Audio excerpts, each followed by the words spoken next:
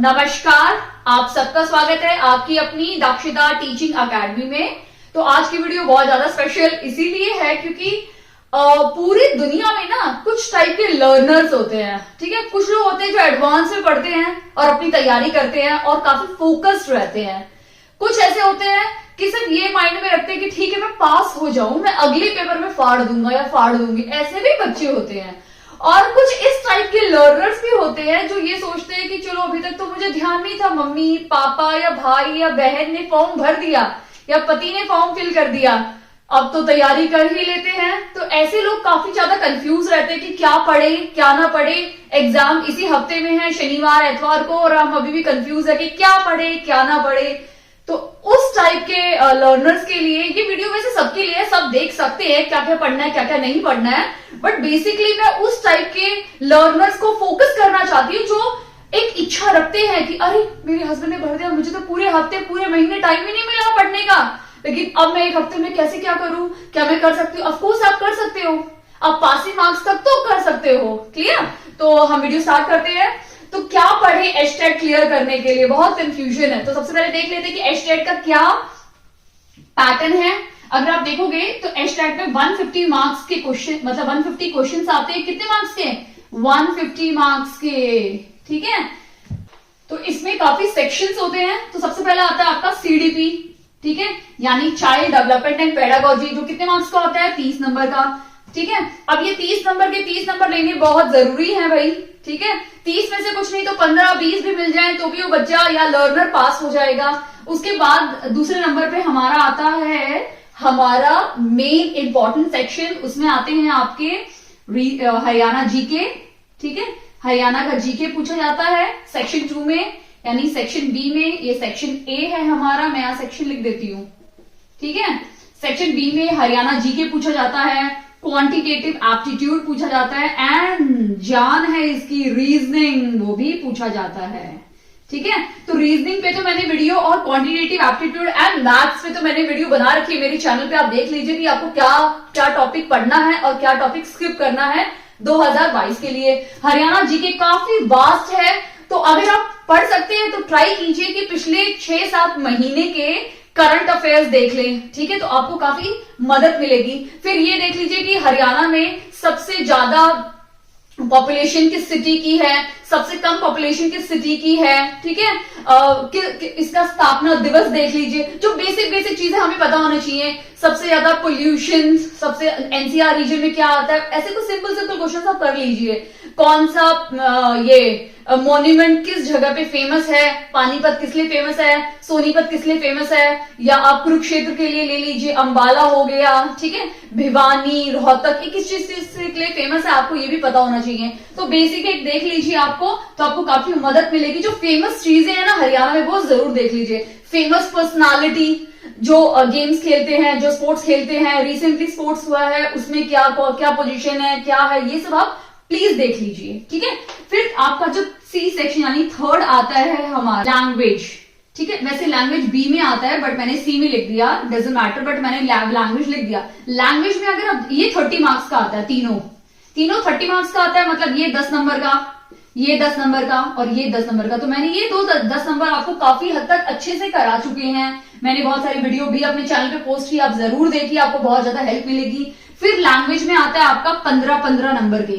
ठीक है, 15-15 नंबर के 30 क्वेश्चन आते हैं। ठीक है, यानी 30 क्वेश्चन 30 नंबर के, 15 इंग्लिश में और 15 हिंदी में। ठीक है, अब आपको इंग्लिश में क्या पढ़ना चाहिए, हिंदी में क्या पढ़ना चाहिए, वो भी मैं आपको समझाऊंगी। ठीक है, और हमारा जो फोर्थ सेक्शन आता है, यानी सेक्शन डी या फोर्थ बोल सकते हो, वो हमारा है सब्जेक्ट रिलेटेड। ठीक है, यानी सब्जेक्ट से रिलेटेड कुछ भी है ना, वो इसमें पूछा जाता है, जो आता है आपका 60 मार्क्स का। क्लियर? अब भाई सब्जेक्ट रिलेटेड है, तो मैथ्स अगर आपका है सब्जेक्ट, ठीक है, तो उसका मैंने काफी हद तक आपको समझाया है, एक्सप्लेन किया है, बहुत सारी वीडियोस बनाई हैं। तो अगर आपका मैथ्स है तो प्लीज मेरे चैनल को विजिट कीजिए, सब्सक्राइब कीजिए और देखिए मेरे प्लेलिस्ट में बहुत सारी वीडियोस हैं जो सीटेट और एचटेट का कंबाइन करके मैंने बहुत सारी वीडियोस बनाई हुई है। आप जरूर देखिए, आपको बहुत बेनिफिट मिलेगी with short trick, long trick, जैसे भी ये ट्रेडिशनल मेथड डीप में स्टेप बाय स्टेप काफी हद तक एक्सप्लेन किया है मैंने। क्लियर? और अगर आपका साइंस है या एसएस है, ठीक है, या बहुत सारे सब्जेक्ट्स होते हैं, या आपका इंग्लिश ही लगा लो, इंग्लिश है या आपका हिंदी है। इन सब्जेक्ट्स में ना ये इतना वास्ट होता है। वैसे तो बोलते हैं कि टीजीटी का होता है 10th क्लास तक, यानी 6 से 10 तक का सारा पढ़ लो, लेकिन ऐसा बिल्कुल भी नहीं है। 11th 12th में से भी काफी बार क्वेश्चन पूछे जाते हैं इन सब्जेक्ट्स में। तो देखो, सब्जेक्ट रिलेटेड पढ़ना बहुत ज्यादा वास्ट है, डिफिकल्ट है। इस टाइम पे आप बिल्कुल भी नहीं पढ़ पाओगे, लेकिन मैं आपसे गुजारिश ये करती हूँ कि आप मिस मत कीजिए 6 to 9th की और 10th की टेक्स्ट बुक, क्योंकि ऑलरेडी आप कुछ लोग प्राइवेट स्कूल में टीचर्स होंगे जो पढ़ा रहे होंगे, तो वो चीजें तो आपके दिमाग में हैं, आप वो चीजें यूज कर सकते हैं। क्लियर? या फिर आप ट्यूशंस ले रहे हो या आप किसी क्लासेस के थ्रू पढ़ रहे हो, ठीक है, अगर आप स्टूडेंट है तो आपको काफी बेनिफिट मिल जाएगा इन सब चीजों से आपका सब्जेक्ट क्लियर करने में। क्लियर?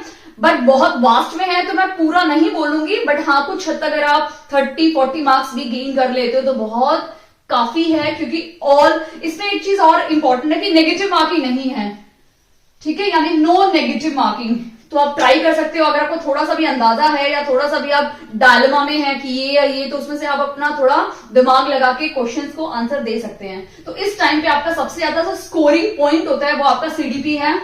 सीडीपी में कुछ स्पेसिफिक चीजें आपको पढ़ के जानी है, जैसे जीन पियाजे की स्टोरी, जीन पियाजे की पूरी आप पढ़ लीजिए, ठीक है, कोलबर्ग्स का देख लीजिए, वाइगॉत्स्की देख लीजिए, ठीक है, चॉम्स्काई देख लीजिए, ठीक है। और जो मैथ्स की तैयारी कर रहे हैं, जिन्होंने मैथ्स की तैयारी कर रही है, वो वेन हिल की थ्योरी जरूर पढ़ के जाइए, ठीक है। वेन हिल की थ्योरी जरूर पढ़ के जाइए, इससे बेस्ड पेडागोजी पूछी जाती है। अगर आप देखोगे तो ये जो सीडीपी है ना, सीडीपी यहां पे भी पूछा जाता है, ठीक है।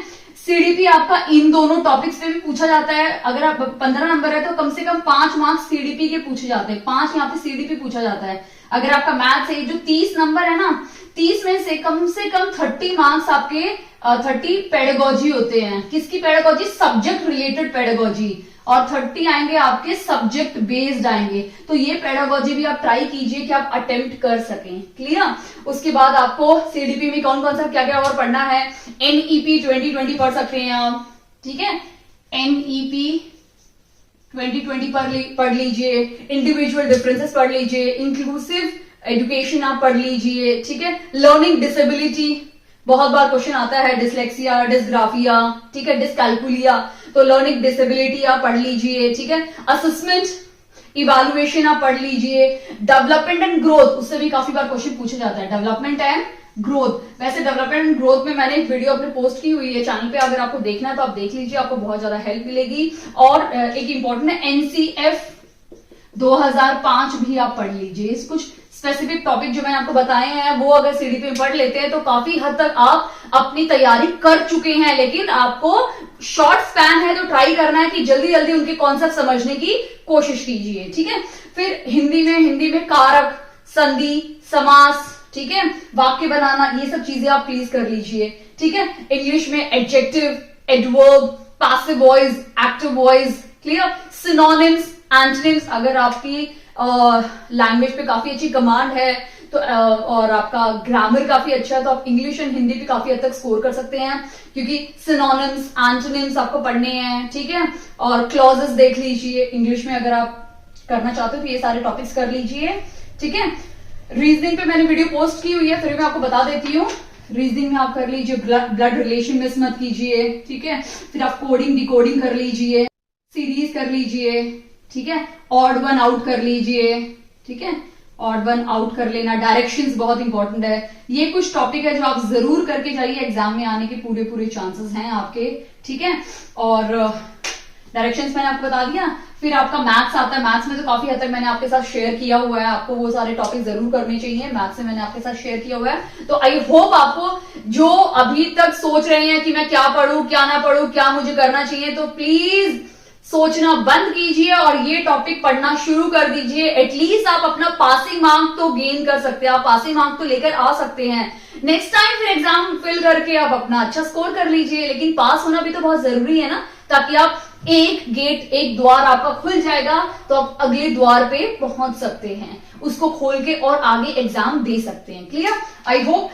आई होप आपको अच्छे से समझ में आ गया है। अगर इन बिटवीन कोई भी डाउट आता है किसी भी टॉपिक से रिलेटेड तो प्लीज मुझे कमेंट सेक्शन में कमेंट करके जरूर बताइए। मैं पूरी कोशिश करूंगी आपकी हेल्प करने की।